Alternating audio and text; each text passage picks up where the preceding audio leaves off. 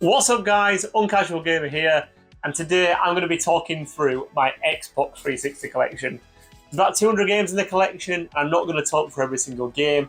What I'll do is I'll run through the games I've got, and as highlights come along, as unusual games come along, some of the heavier hitters, I'll talk a little bit more about those games. Now obviously the Xbox 360 has had a massive surge in popularity recently. Collectors have started picking it up. I think people who maybe grew up with a console through kind of secondary school, upper school, now hitting their late 20s and 30s, wanting to get back into it. It's my favourite system of all time. And what I have just realised as I've sat down to record this video is that this is going to be part one of probably 2, 3 or even 4 parts, just because it's hard to get through that many games in a short space of time. I don't like my videos to be too long. I like them to kind of be capped at about 12 minutes or something.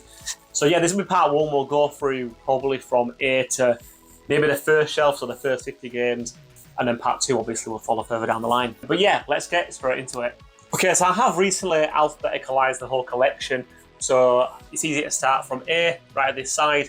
We then go across the top shelf for the first 100 games, across to L, and then we start the second shelf at L again, across the second 100 games. About 250 games in the collection, but about 50 are duplicates. I've put quite a lot actually to the side already, so I've taken most of the duplicates out, and I'll explain why some of them remain in the collection. So yeah, the first game is Alan Wake. Not actually played this game. I'm massively into my horror at the moment. I've played most of the Resident Evil games in the past couple of years. Wasn't a fan of horror when I was kind of growing up. Wasn't a massive horror game player. Really want to jump into Alan Wake number 2, which is out, or came out, I think, end of last year, start of this year. But it's digital only, and £50 on a digital game when I'm a physical collector is something that I'm not a big fan of. So I'm saving up Xbox points at the moment, and I will hopefully grab it with them. Secondly, we've got Amped 3. Amped 3 is a bit of a cult classic on the Xbox 360. Absolutely brilliant arcade snowboarding game, this. It's really good. If you've got a 360 or you're just getting into the 360 now, I would 100% recommend picking this title up. Great to just sit back, chill, and play this for a couple of hours. We've then got Alone in the Dark, which I'm not going to talk too much about because it's not something I've played or I'm particularly fond of. And we've got Alien vs Predator 2, similarly not something I've actually played. Okay, and then we've got Xbox Live Arcade, compilation game of a few of the Xbox Live Arcade games, things like Uno, Fishing Frenzy, so again, pretty cheap. And then we come on to the first kind of big subset, so Assassin's Creed. Growing up, Assassin's Creed is one of my favourite franchises ever. Number 2 is my favourite Assassin's Creed game. And the first Assassin's Creed, I have really fond memories of my parents buying me this. I think it was for Christmas. Back when it first came out, was it like 2006 or something? And it was pretty early, 2007 I think it says on the back. Pretty early in the 360 life cycle. Yeah, great games. I'm not a fan of the more newer games. So I think since like Valhalla, Origins, Odyssey, I'm not a fan of those. I'm a fan of the more traditional story-driven games rather than the newer open-world games. I've got most of the Assassin's Creeds. I've not got them all on 360. I did play, I think, them all growing up. They're just kind of not filler titles, but them cheap titles I can pick up at any point, so I've not particularly been looking for them when out and about. The ones I have got, just to show you quickly, are 1, 2, Brotherhood, and Black Flag. We've then got Banjo and Kazooie Nuts and Bolts. I know a lot of people are big fans of the Banjo Kazooie series. I've never played them really, so I'm not the biggest fan, so not too much to say on that one. And then we get on to our second kind of subset, and now when I come on to these games, what I'm going to mention is that I think Generation 7, this generation, the 360 and the PS3, was the greatest ever generation for first-person shooters and just shooters in general. We had like 3 or 4, I can think of 4 absolutely massive franchises that were at the absolute height this generation. And I think that's because of a few things really. Obviously, we jumped into HD gaming, which meant what you could do in games, grew massively. And also because of the absolute explosion of online gaming and Xbox Live. And the first one of them is the Battlefield series. So at the moment, I've actually only got Battlefield 3 and Battlefield Bad Company 2 here in the collection at the moment. But I think that these games were absolutely brilliant. I'm not sure if the servers are still up and running now, but I know that the Bad Company 1 and 2 games had really good campaigns. So I'd recommend picking these up. Great shooters. And I think recently Battlefield 2042 has pretty much flopped, so yeah, the older games are certainly better. And then we come to one of the top 10 games I've ever played, and that is Batman Arkham Asylum. This was the first, I think there was like 4 in the end. I've got Arkham Asylum and Arkham City. I know Arkham Origins is a little bit more money, and I think Arkham Knight I got on the Xbox One. Absolutely phenomenal games. I think these were the best superhero games ever made up until Spider-Man on the PS4 and the PS5. They still hold up really well today, particularly the later ones. So I think City and Knight hold up a little bit better than Asylum, but these are brilliant, brilliant superhero games. I've then got Beijing, the Olympic game. As you'll see as we go throughout this, sports titles are my guilty pleasure. I know some people won't touch sports titles, I will hide them in the game room. For me, I'm a big sports fan outside of gaming, so I love football, I love Formula 1. And you'll see throughout my collection as we go through, sports titles are littered throughout it. Beijing 2008, not one of the best sports titles in the collection, but I don't mind sometimes jumping into a sports game for an hour.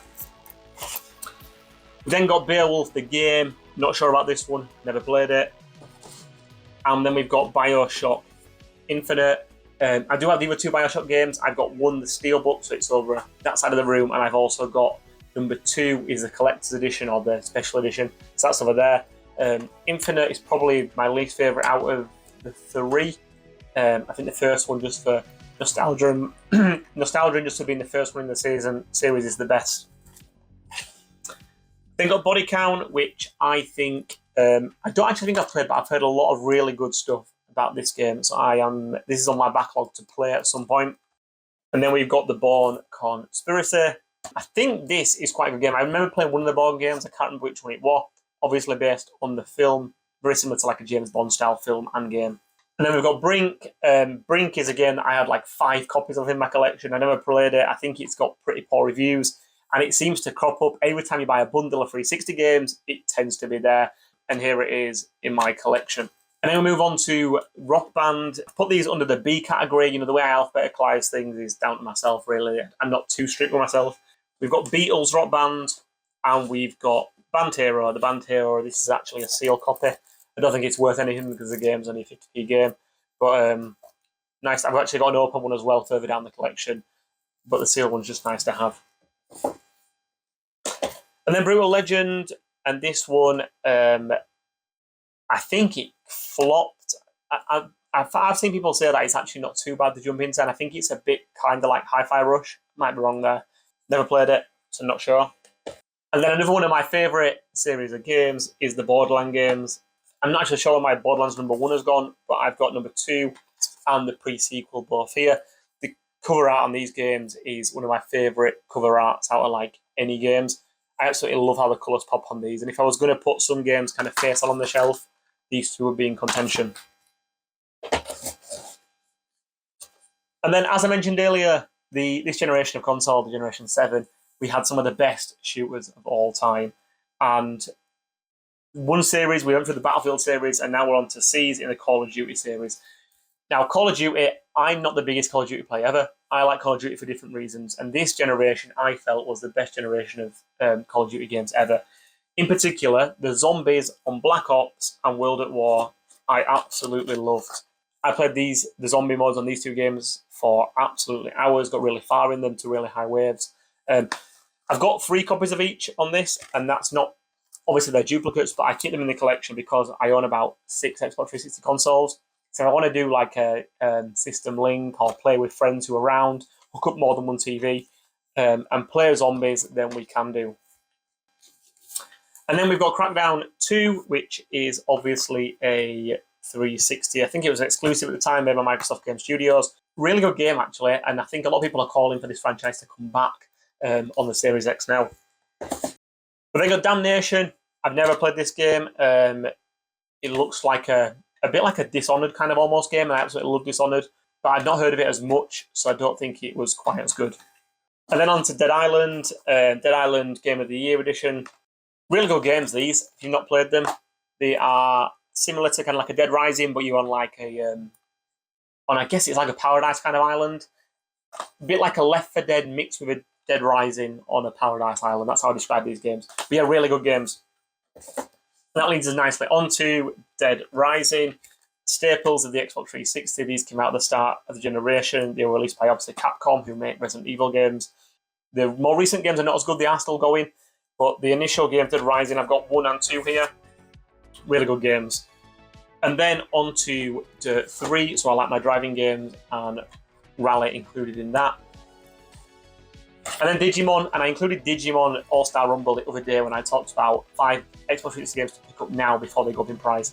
This game was £10 start of the year. It's now up to £22, and I can only see it going up further. Check out the video if you've not already as to why I think this game will go up. There's a few reasons why, including kind of low selling, end of the 360 life, etc. Then got Don King Prize Fighter. Like I say, you know I like my sports games. I've got some... I think the Fight Night games are better than this. I love the Fight Night games. I've played them all. I've not put too much time into this one. But yeah, nice game to have. A bit of an unusual game. You don't see many people with this game in collections. And then capping off the first 50 games on this first set of shelves, what we've got is 3 F1 games. And that is F1 Race Stars, which is kind of like a Mario Kart animated version, kind of more childish version. A Formula 1, really good fun actually. And then F1 2012 and F1 2010. Now, a lot of the F1 games have started going up quite a lot of price, especially here in the UK and in America, actually. I know one of the games, I think it's 13 in America, is now up to like £400. CEX only stocked 2 of the F1 games now in stock. I'm not sure why that is. I'm not sure if they're just becoming rarer or what. These were all pretty cheap. And yeah, as I've mentioned a few times already, that I like my sports games and I like F1. Yeah, so that's part 1, guys. Thank you for watching. That is my 360 collection, the first 50 games from A to, I think we finished on F, Formula 1 games. Let me know if you own any of these games, if I'm missing any games between, you know, those first few letters. And we'll be back doing the next 50 games, which will start at F here and run along to L. We've got some of the best games ever released on the 360, some of the best-selling games, some of the highest critically acclaimed games as well as part of that next section. So yeah, thanks for watching, take care, and as always, keep gaming.